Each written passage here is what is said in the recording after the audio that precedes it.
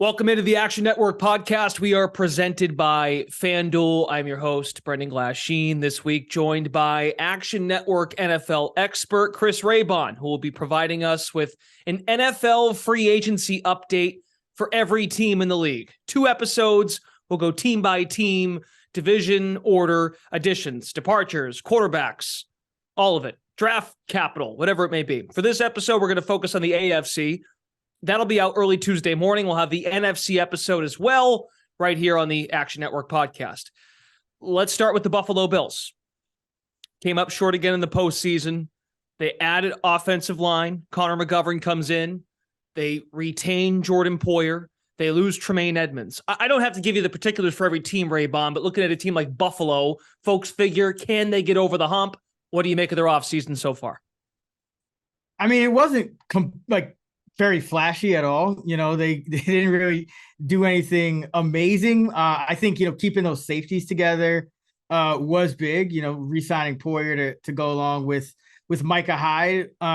Losing Edmonds, obviously not ideal, but, linebacker is one of those positions that you don't want to overpay for. I still think they need to address wide receiver a bit more. I know McKenzie's gone. They added Deontay Hardy from the Saints and gave him some more money than I thought he was going to get. So I still think they got some work to do at receiver and just to get over that hump in general, because you look at Cincinnati, you look at Kansas City, and I think now you have to look at both of those teams as maybe a step ahead of Buffalo, just based on what we've seen these last couple of postseasons and the fact that they really haven't done anything to massively improve the roster since. The Dolphins did finish behind the Bills in the AFC East standings.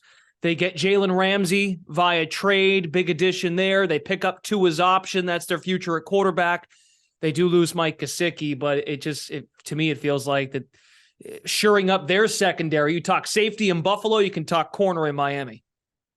Yeah, Miami, you looked at their defense last year, and they were a good run defense. They were 4th in DVOA against the run, but the pass was a real problem. We know it's a passing league. They were just 25th in DVOA against the pass. So I think adding Ramsey, even at this stage in his career, is still a big addition. He was still a top 10 corner in PFF grades. I think he's going to be a massive upgrade for them. And, I think Kohu in the slot was pretty good last year, and they still have Xavier Howard. So suddenly this secondary could be legit. And, Gesicki, not a major loss for them. They were playing more with Durham Smythe, the blocking tight end. So I think shoring up that defense is big, but it's all going to come down to Tua. I know they signed Mike White, as a potential backup here, but it's really all going to come down to Tua and him remaining on the field. Yep, and that remains to be seen. We need more info to find out about Miami, but I don't think that guy Brady is going to come out of retirement. I think it's Mike White if it's not Tua. All right, the Patriots finish next in the AFC East. They win 8-9. They have reformatted their offense. They bring in Bill O'Brien as the offensive coordinator. Gesicki to New England, has connections with Bill O'Brien from Penn State. Juju Smith-Schuster at receiver. They lose Jacoby Myers. Still, it feels like lateral moves for the Patriots. Doesn't feel like they've made any leaps, but they haven't also gone all that far the other way with the retirement of Devin McCourty as well. Yeah, the Patriots, I think quietly they've had at least a better offseason than maybe the last couple of years, making some under the radar but non-flashy additions. Juju is going to replace Myers. I think that's solid. Gesicki at tight end gives them another pass catching option. They signed James Robinson at running back. They love to kind of go through running back. So maybe they can use him. He's still young. And of course, just getting somebody in there that's not Patricia or Judge to coordinate the offense with Bill O'Brien. I think some of these moves, you got to look at them as a positive. Now they're in a stacked division. So they're actually last in division odds at FanDuel at 7-1. I do think they have a little more upside than maybe they're giving credit for. They also signed some offensive tackle depth with Calvin Anderson, Riley Reef. So it's really all going to come down for the Patriots. Can they kind of get back right on offense after that kind of really a year that stunted Mac Jones's growth, I think.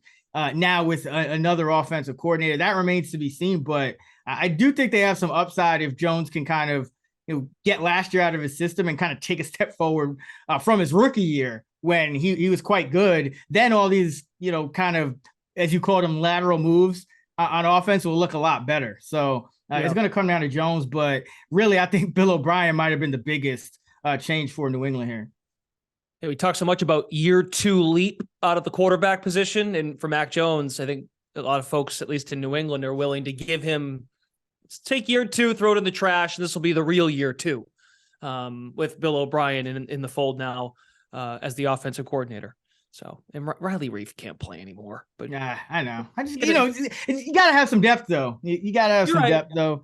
I mean, I think that's, some of the teams, and we'll talk about them, but I think, signing depth is kind of an underrated thing. It doesn't look flashy now, but some of these teams end up putting all their eggs in one basket in free agency. And if that guy gets hurt, I mean, that move is null and void. So a team like the Patriots, they're usually not going to be ever since Brady left, they were never going to be a star heavy team. They were always going to kind of be balanced, and that's going to kind of be their calling card, and so that's kind of what they're going to have to out roster these other teams in the AFC East, because these other teams are going to be top heavy. You look at the Bills with their quarterback and Stephon Diggs and some of their guys on defense. You look at Miami with Ramsey now and Tyreek and the Jets, they may get Rodgers. They have some stars on defense as well. So New England, if they're going to win, they're going to have to do it by having a solid squad 1-53. So we asked the question if Miami is a threat to the Bills in the division. Well, the Jets have the second best odds to win the AFC East at plus 230 at FanDuel. I think a lot of folks at Action have talked about getting a Jets ticket. I think the value has now soared. You probably missed your chance. Aaron Rodgers to the New York Jets. Allen Lazard. Now, the Rodgers thing isn't done yet as we record here on a Monday afternoon, late March. I'm just going to presume he's going there. Okay, let's just make it easy. Hackett's there, his former OC in Green Bay, Allen Lazard. What do you make of it? Interest in the Jets now? What comes to mind when you think of the Jets and what it looks like with Aaron Rodgers potentially as their quarterback? Well, from the betting market perspective, I see some red flags because I think they're already kind of being priced in anticipation of this Rodgers move. And, we still don't have, it's not official. We don't know exactly what the Jets are going to give up. So I'm with you. I think there's no real value in betting Jets futures now. Now they do have an intriguing squad from a talent perspective, but, Rodgers, first of all, he had arguably the worst year of his career, if not certainly the worst one in quite some time. And so at his age, you wonder if now he's really starting to decline. I know it looked like it a couple of years ago, and then he put up some, back-to-back MVP seasons, but for the first time, he started turning the ball over more. Accuracy just wasn't there. So you also said he was kind of 90% sure he was going to retire before going on his darkness retreat. So Rodgers might be the biggest question mark, not just the compensation and does he actually get here, but, how well is he going to play? Because, by some metrics, he wasn't all that much better than what the Jets had. It sounds crazy, but, QBR wise, he was only a couple points better than their disaster, the disaster that was the Jet quarterback room last year. So I think Rodgers is going to have to play at a high level still because, it's not just you're going – you're getting Aaron Rodgers, but you still have to compete with the rest of this division. And especially if Tua is healthy, it's going to be a tough division. So I think the Jets on paper have a lot of talent, but being in the division that they're in, I don't think Aaron Rodgers automatically makes them this, top tier contender. I think they're still kind of a cut below, the Buffaloes, the Kansas Cities, the Cincinnatis of the world. And, Lazard, I think is a solid signing, but Rodgers has to go there. Like I don't know if Lazard has the same success with any other quarterback. So overall, the Jets have some upside, but the market has already kind of priced us out of really getting much value with any of these Jets tickets. I would remind people too, it took him a while, Aaron Rodgers, to get in sync with Christian Watson. They're the Jets are talented, but their pieces are also really young, not as established. that could take some time, and it might be too. You can't take your time in the AFC like you can get away with in the NFC with that schedule you got next year. Meaning you got to get off to a good start or be in the hunt, and you can't play catch up down the stretch, which is what they tried to do. The Packers did this past year. And the offensive line could still be an issue. I mean, you're relying on Mekhi Becton to come back healthy. That O-line really was not very good last year. And, Becton hasn't really played. And then you don't really, Tomlinson he didn't really live up to his contract.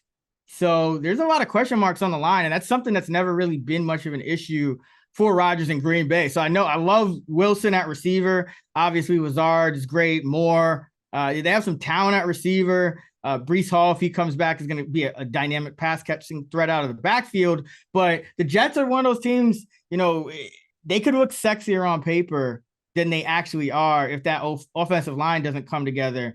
Defensive line looks great. Defense in general looks pretty good. But that offensive line with an aging quarterback, to me, is still a concern. Okay, on to the AFC North. Cincinnati Bengals 12-4 found themselves in the AFC Championship game. This time around, they fell short to the Chiefs. So they lose some pieces in their secondary. A couple safeties. Jesse Bates goes to Atlanta. A couple of offensive pieces gone. Hurst, Pirine. They do add Orlando Brown from Kansas City at the left tackle position. Jermaine Pratt re-signed. Are we at a point now with Cincinnati where we could feel that they're going to be right up there every year? What would you make of their offseason? I like the Brown signing. I think, Cincinnati continues to try to address that offensive line. Yeah. And, they made some additions last year. They played better down the stretch, but still wasn't as good as they like. So Orlando Brown was a top 20 tackle in PFF grades among 81 qualifiers, and they gave him 4 years, $64 million. I think that was a good signing for them, but I am concerned about the losing both safeties. I mean, they're essentially going to have to potentially be a shootout team this year. Maybe Dax Hill takes a step forward. They're relying on him, but right now, just given that it's such a passing league and a quarterback league, I do worry about losing your entire starting backfield. I know the second level is still good at linebacker, but that and Awuzie probably comes back. You still got Hilton, but I do worry about that secondary. Bates was playing at an all-pro level for much of his tenure in Cincinnati, and Von Bell was very good last year as well. So that's what I really worry about for them. Guys like Hayden Hurst, Samaje Perine, those pieces you can kind of those are replaceable pieces. But those safeties, especially in tandem, and you have your best corner coming off of an ACL.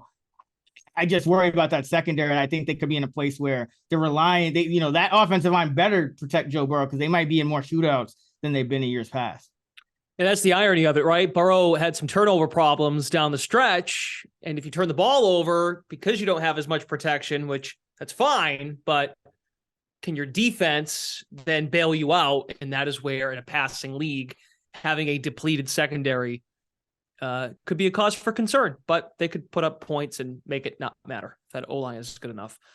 Baltimore Ravens, the non-exclusive franchise tag. I'll be honest, I didn't know much about that until this particular offseason.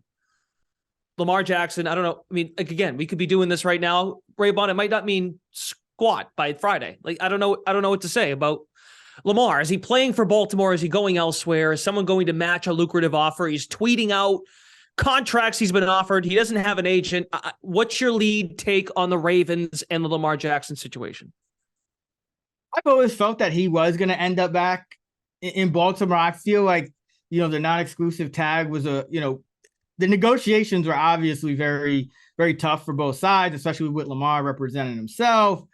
I think the Ravens are kind of just like, all right, go see what you can get. And they knew that they know they have the opportunity to match it. So I still think he'll be back in Baltimore. That $32 million would be about 15% of the cap.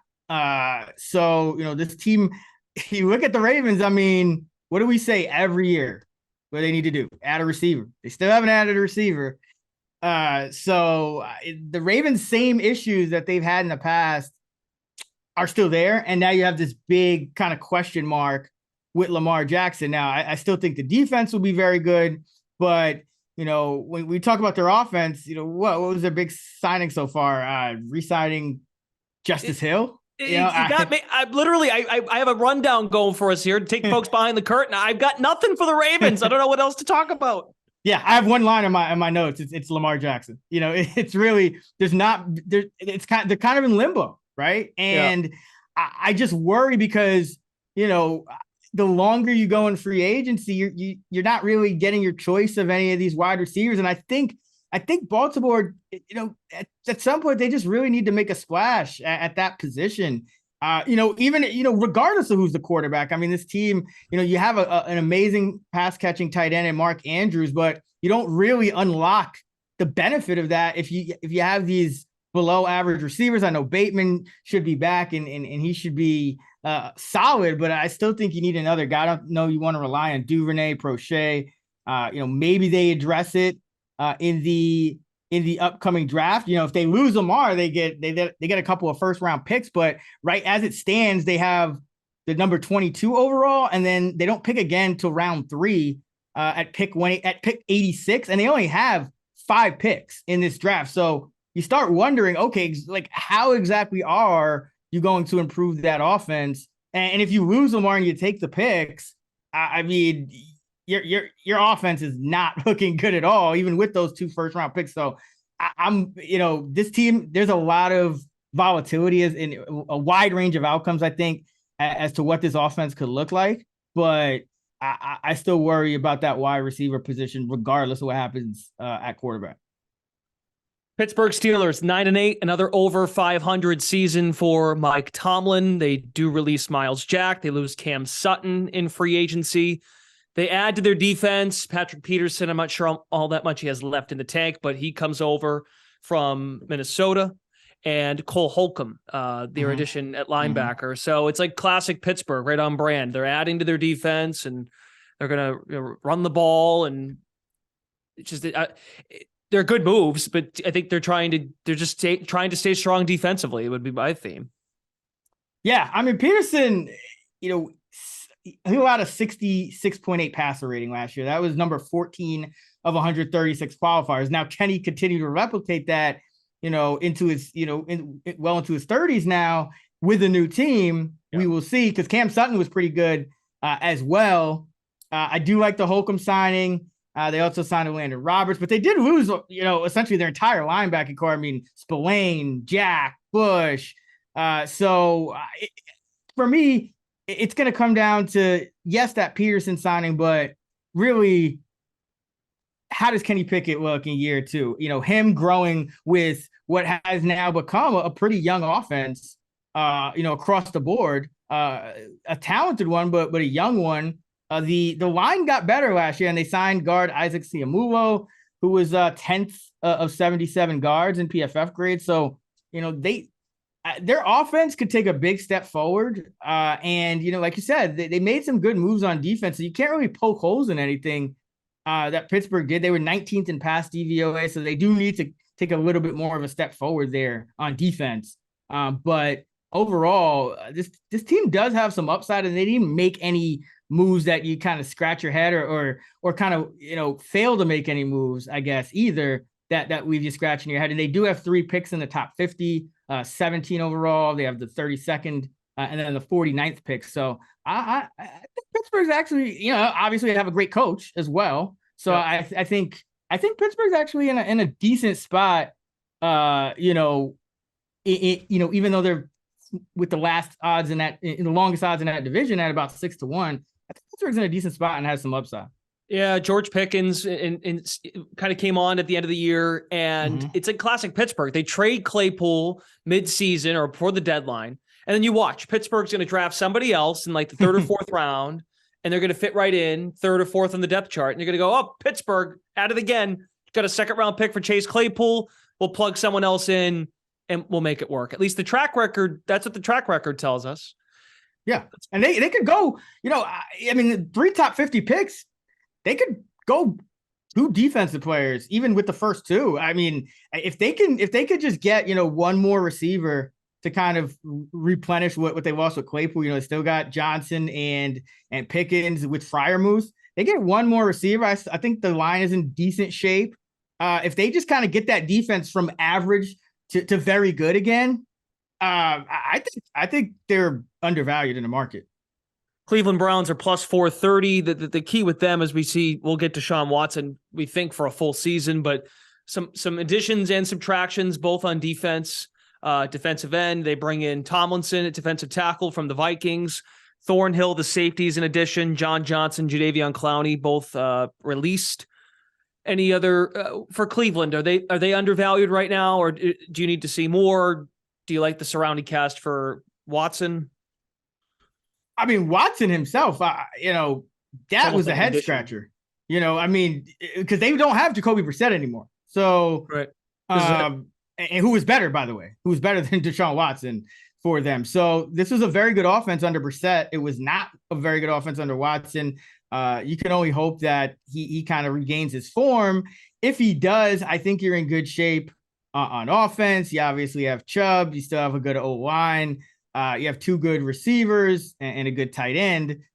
On defense, I think Tomlinson was big. They also signed Tristan Hill, Maurice Hurst. So they got the big splash signing, but they also signed depth at defensive tackle, and they really, really needed guys on the interior. I mean, they were just getting pushed around, inside last year. They were bottom 5 team in terms of run defense. So I like those moves. Thornhill was a top 20 safety last year. They also signed Obi Okoronkwo from Houston, I believe it was. He was a pretty good edge player. So up front, they've improved.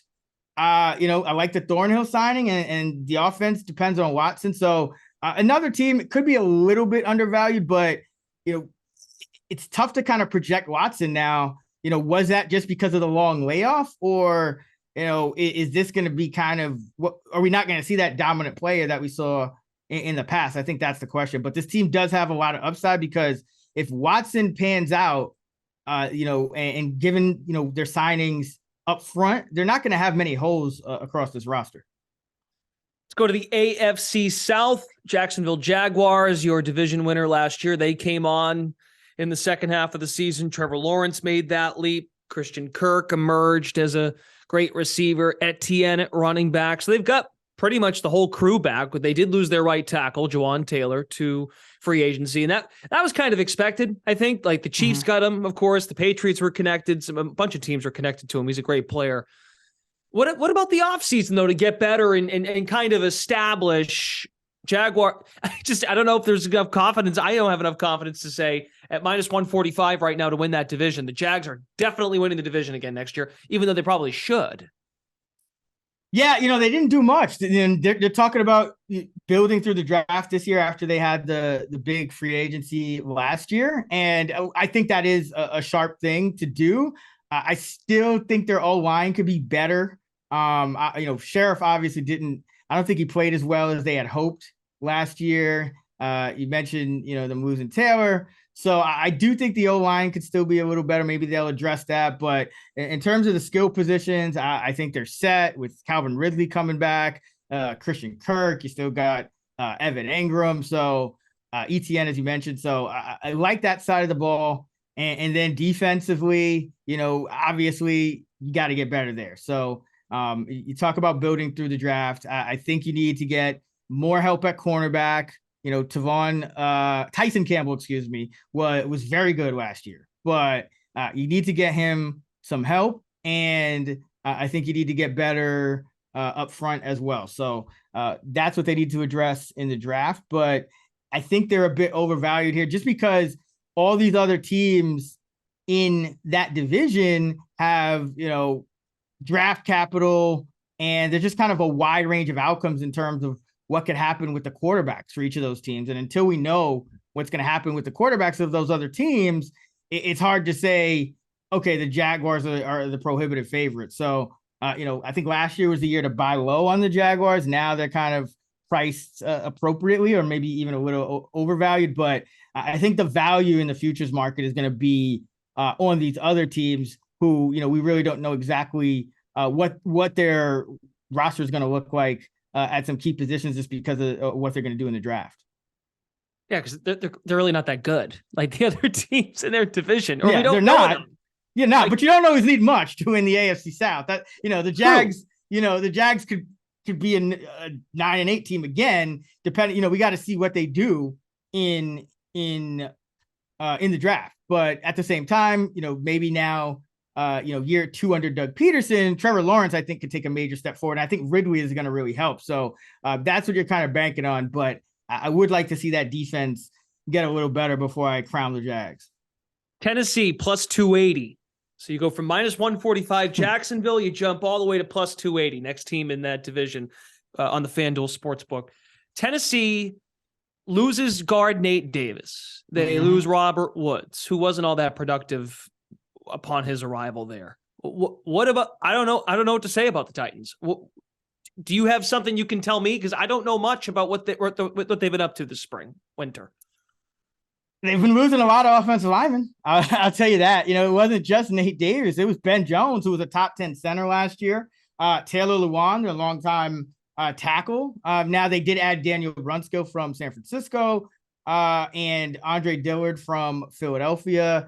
On defense, they made some additions. Arden Key, Aziz Al-Shire, but they lost David Long. They lost DeMarcus Walker. So they're essentially losing good players and replacing them with good players, on defense in the front seven and across the offensive line, but still have holes at receiver.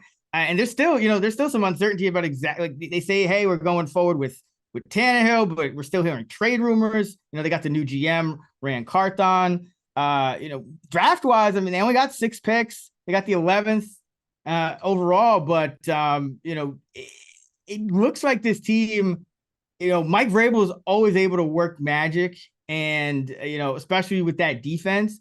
But the offensive cupboard, they're gonna really, like, the cupboard seems pretty bare on offense. At these skill positions, they're going to be relying on a lot of young guys. I guess you're going with Traylon Burks, and maybe you're hoping Phillips can kind of continue to grow and become your slot receiver. And I do like the tight end Chigo Okonkwo, but I just don't. This passing game, they got to get back to when that level when they had AJ Brown and Traylon Burks gonna have to take a big step forward for that to happen. But at the same time, this is a well-coached team, and it might not look flashy, but that is one of the reasons why I say, hey, don't crown the Jaguars, because the Titans make the right moves on offense. If they can hit on their picks, and they're gonna have to, then they could be right there. Then they could be back, where we've seen in the last couple of years. But I think it really is gonna come down to hitting on their picks, because you look at what they've done, and it's just really been kind of lateral moves for them in free agency. When they played Kansas City week 9 on the road, Malik Willis, like freezing cold, that's the kind of game they still want to win, unless they have a more competent passing game. And that draft picks, Tannehill or Willis, we'll find out. Oh, I don't think it's going to be Willis at this point. They benched him for Josh Dobbs. This is true. The Willis experiment might be over. I don't know if they would say that, but. Well, maybe they're in on Lamar Jackson. We never know. That's what I say. Again, there's so much uncertainty with the quarterback positions essentially open, in a way, in some senses, for all 3 of these other teams, which is interesting. I know the Titans are saying they're going to move forward with Tannehill, but a lot of trade rumors, and I'm sure that, if they had, maybe Lamar Jackson is still on the table. So Titans are a team to watch. And again, I think their defense will be fine. And, their offense is just about, if they can, if Burks takes a step forward, if they can add another receiver, suddenly, they're back to being, an average kind of team that could in the right year win, 9-10 games. So I wouldn't count the Titans out just yet, because I have a lot of respect for Mike Vrabel and that coaching staff. I agree. Colts are also connected to Lamar Jackson. Thank God. Well, the only person who might be upset about Matt Ryan departing is Joe Gallant, so he can't take his interception prop anymore next year. But Matt Ryan has not officially retired. He's just not there anymore. He got released. Steph Gilmore is gone. He's in Dallas now. They lost a little depth at linebacker. They have a new head coach. Gardner Minshew was their signing at quarterback. They get that Niners defensive end, I think, who can come in and be an impact player. The Colts, we said this last year too, and I still feel the same way. And Raybon, you tell me, they've still got pieces at individual positions. I just got to see, we got to see how it can all mesh and come together. What do you think so far, the Colts? Yeah. This is a team that they have pieces, but for me, when I look at the Colts, I'm looking at where's the stars? Who are the stars? Who are the guys that are going to set you apart? You have a lot of guys that are average to good, but you kind of sum it up and look at the sum of the parts, and things don't go right, and it could be another four win type of year. Especially you lose Gilmore, who was probably your best player last year. So that's concerning. And Bobby Okereke was a very important piece. I know they feel good about their linebacker depth, so I'm not going to knock them too much for losing him, but that's still it's still a loss of a guy who's been playing really well for them now. At least they seem to have fixed their kicker issue. Matt Gay, 94% field goal percentage over his last 2 years. Indianapolis kickers just 82% on field goals a year ago. So at least they've done that. But I really think for them, it's going to come down to, what do they do at quarterback? And it's likely going to come through the draft, outside shot, I guess, at Lamar Jackson. But I think this team needs, the quarterback position. And, I know they re-signed Ashton Dewey and they let Paris Campbell go. So I do think they need another pass catcher as well, whether that player comes at tight end or their third wide receiver, which I think would be preferable because I like Jelani Woods at tight end. But this team just needs more high upside guys, those true difference makers, which I don't think they have yet. But they have the 4th overall pick, and they have a bunch of picks on day 3 as well. I think 5 picks on day 3 to build some depth, but I'm really looking for the star power from Indy. If not, I think I would still probably trust the Titans over them just because of their coaching staff. 2 picks ahead of the Colts, the Houston Texans.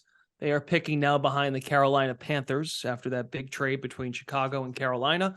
So the number 2 pick in the draft, I would call that an addition, depending on what they do with it. Likely a quarterback. Which one? I don't know. And we'll save that. That's a way of plugging the draft podcast we're doing, the NFL draft podcast, myself, Luke Swain, Travis Reed. Okay, so they lose Brandon Cooks. They bring in Noah Brown, Robert Woods, staying in division. DeMeco Ryans is their new head coach. For the Texans, they any interest in the Bryce Young Texans or the Anthony Richardson Texans? What's your read on the Texans? And how do just if you want to remind the people, how did you bet the Texans as the season went down the stretch in terms of games they played in? How did we bet the Texans? I don't know. No, that's okay. No, that's just a question. I was just making sure. Okay, so you didn't. So you stayed away from it. I remember betting them down the stretch. Like they were playing hard for maybe the last. Yeah, so this is a team that they'll probably be undervalued on a week-to-week basis if that's what you're getting at.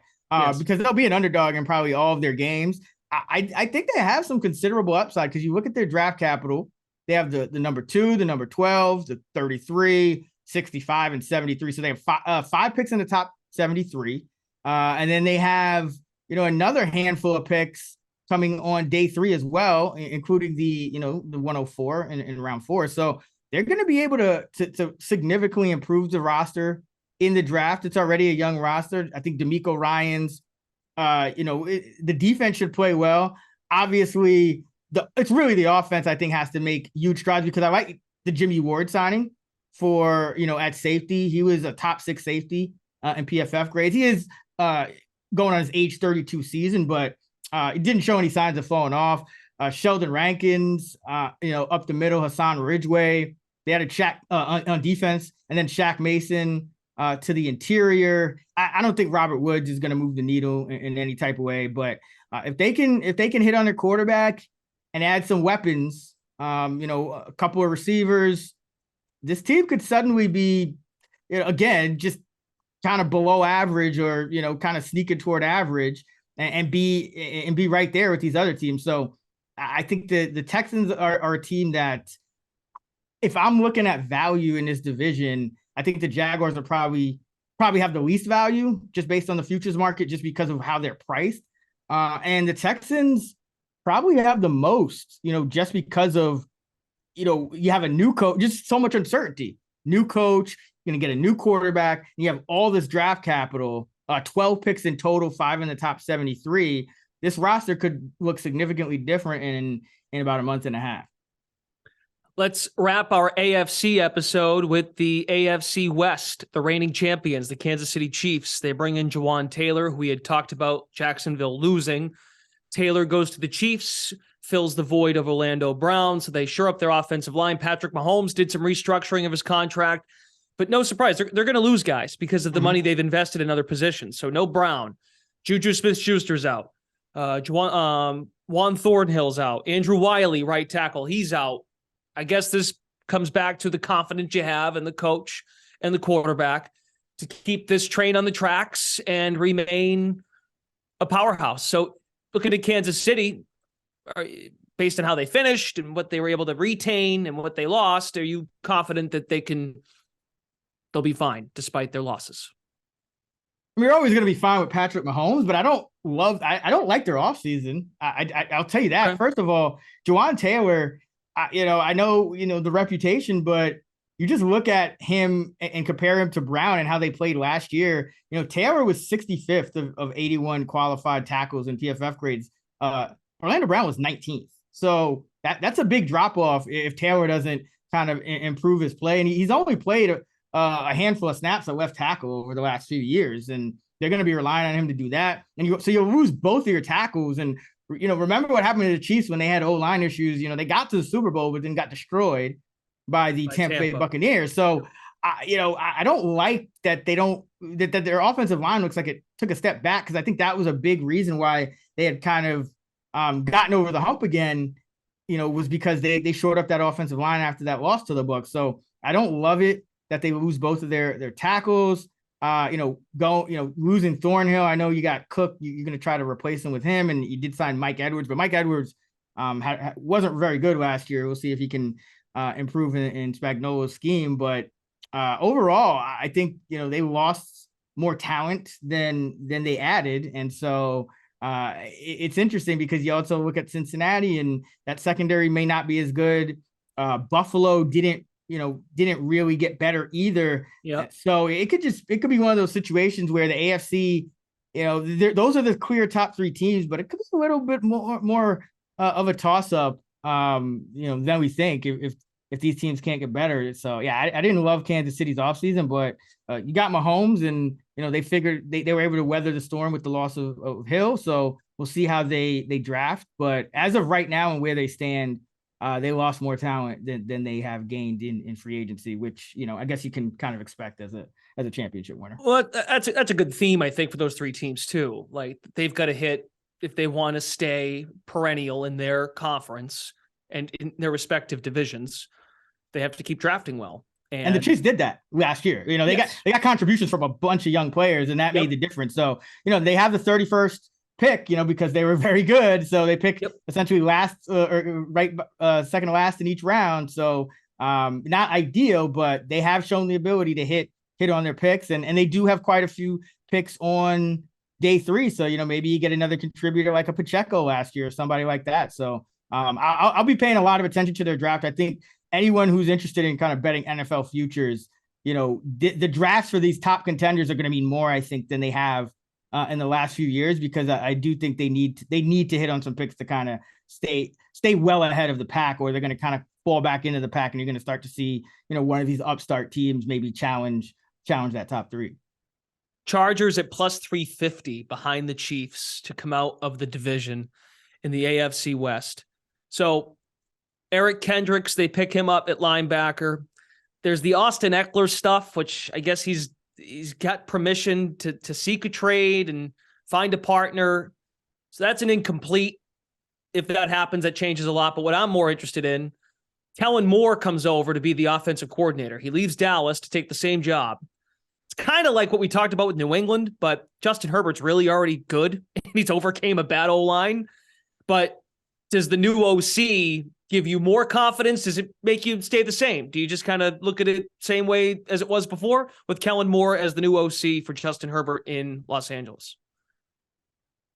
I don't really think a new OC puts them over the top. I think health puts them over the top. I mean, last year, I think that was the main issue, is that, they couldn't get Keenan Allen on the field for most of the year. Mike Williams was in and out of the lineup. It just, they had Eckler healthy, and now you talk about trading Eckler. I mean, what is a running back really getting you, even as good as he is? Exactly what is a running back netting you trade wise, compared to just, keeping him together with Herbert now. And, they seem, if Eckler has the potential to get traded, it seems more likely, they take a step back than forward. Now, health is going to play a big factor, but I think this team has a ton of upside. But, Eckler, I think, is worth more to the Chargers than probably a lot of other teams at this point. So I don't think Kellen Moore moves the needle. I think this team is always going to have a ton of upside, and Brandon Staley coaches in a manner that, it's going to be, risk reward. But, I still, the defense, I think, there's question marks about the defense. JC Jackson was a bust is last year. Can you get anything out of him, or is that a lost cause? Can you keep Bosa healthy? But, Mac is a year older. You got to keep those guys on the field together to really unlock your defense, and along with Derwin James. So, Kendricks is a nice addition. He wasn't amazing last year. He's actually a little bit below average in terms of his grade, and he is a little bit older now at 31. So I think this team still has the same upside that we've kind of been tantalized with in the past. But if they trade Eckler, I mean, that even though he's a running back, I still think that's not ideal. He's not quite a disposable razor. He's he's not. He's like one of those fancy, like $8 ones you buy at Gillette. Those ones you have to really invest in, not the 99-cent bag at Walgreens or CVS. Raiders, they add Jimmy Garoppolo at quarterback. They bring in Jacoby Myers. They lose Darren Waller.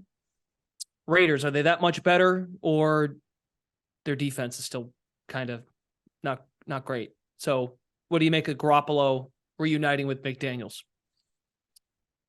I like Garoppolo. I mean, he's been good when he's played, but, Derek Carr rarely missed games. Now you're going to a quarterback in Jimmy G, who you got to expect to miss games. And then you also lost Jarrett Stidham, who showed promise as a backup, and, probably could have given you a couple of spot starts. Myers, I like him as a player, but you always wonder, will he do as well outside of New England? Now he is going, reuniting with McDaniel, so maybe he will. But Waller, even though he didn't play much last year, I think that's still a loss. And then you look at the guys they added in free agency. Robert Spillane at linebacker, graded out as one of the worst in the league last year. Brandon Faison at corner, graded out as one of the worst in the league last year. Marcus Epps at safety, graded out as one of the worst in the league last year. They lost defensive tackle Andrew Billings, who graded out as one of the better defensive tackles last year. Cleveland Farrell, who was, not really what they'd hoped he'd be, but was about league average. So all their moves in free agency outside of, they either made lateral moves and on defense, they didn't really do anything to improve a defense that was 31st in DVOA, at least, with the players, if the players are going to continue to play like they did last year. So I'm still very worried about the defense. And I think this could go bad in a hurry if Jimmy Garoppolo, suffers another injury, which, he's been known to do. So this is a team I'm probably staying away from. Now they do have some decent draft capital. They have 5 picks in the top 109. So they're going to have to hit on those, and because they need some depth, they need reinforcements all through the defense, and they can't really afford injuries right now. So I think this team still has more downside than it has upside at this point, especially when you're playing Kansas City twice a year. And now you got Sean Payton potentially restoring order to that Broncos team that still has some talent. Las Vegas, to me, seems ticketed for a last place finish. Yeah, I'm fascinated. We have the NFC episode out as well when we talk Derek Carr. If Derek Carr has a good year with a team that is a competent defense, and it doesn't go well for Jimmy Garoppolo, who's always had a good defense, New England, San Francisco. Good point. I find that whole dynamic interesting because Derek Carr has a real opportunity to say, see, I just never had a good situation. Like Matt Stafford never had a great situation in Detroit before they started getting players. Anywho, Denver. Talk about so the Raiders have draft capital. The Denver Broncos don't. And Sean Payton still decided to go there. They don't have the 5th pick. That belongs to Seattle because of the Russell Wilson trade. P. Ryan's in. They get Zach Allen on the defense. They added offensive line as well. But the key here is, can Sean Payton fix Russell Wilson, and can they overcome that contract and how he played last year? And can they? And I know Judy and Sutton have been mixed in trade talks, and they might make moves there. But what is Sean Payton walking into in terms of what they've got going on? Well, the defense, should still be good. That's a positive. And we've seen Sean Payton kind of make it work with weird offenses. I'll say that. It's not always pretty. I mean, when he needed to make it work with Taysom Hill, he made it work with Taysom Hill. When he needed to make it work with a noodle arm Drew Brees at the end of his career, he made it work with him. So I'd give him the benefit of the doubt. He's the 3rd most profitable coach in our Bet Labs database, which extends back 2 decades. Against the spread, he's 133, 105, and 3, 56%. He's also the 2nd most profitable coach of 143 as an underdog at 46, 29, and 2, 61%. So Peyton tends to exceed expectations. No picks until round 3 really hurts. McGlinchey on the O-line, I think it was important. He's an above average tackle, although pass blocking, he wasn't as good as run blocking. So I think they're going to need to protect Russ. But Ben Powers, I think, was a nice signing for them from Baltimore in the interior. He was the number 2 pass blocking guard last year. So overall, defense will be fine. I don't think they should trade Judy. I think Sutton would be the guy you move. Just something about these bigger bodied wide receivers. I just think the career, the trajectory for those guys, especially after a major injury, I don't know if there's as much of a ceiling there as there was prior to the injury. But I do think Sean Payton, if this defense is good, he could kind of get this team back to respectability.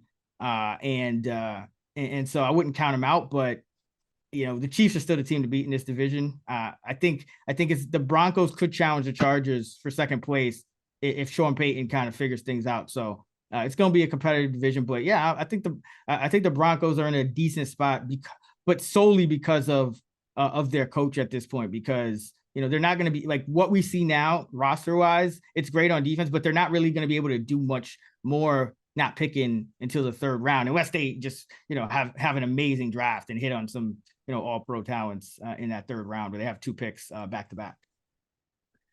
Hey, Raybon, good stuff. That's the entire AFC. We have our NFC free agency update episode out as well on the Action Network podcast. So check that out if you enjoyed this one.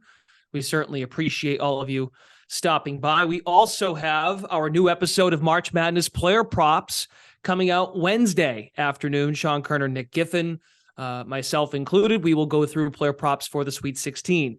Starting Thursday, we'll have a new NFL draft betting update episode, which will be coming your way every week right here on the Action Network podcast as well, joined by Travis Reed and Luke Swain, a.k.a. Vegas Refund, to discuss all things betting in the NFL draft market. For Chris Raybon, Brendan Glasheen, thanks for listening to the Action Network podcast presented by FanDuel.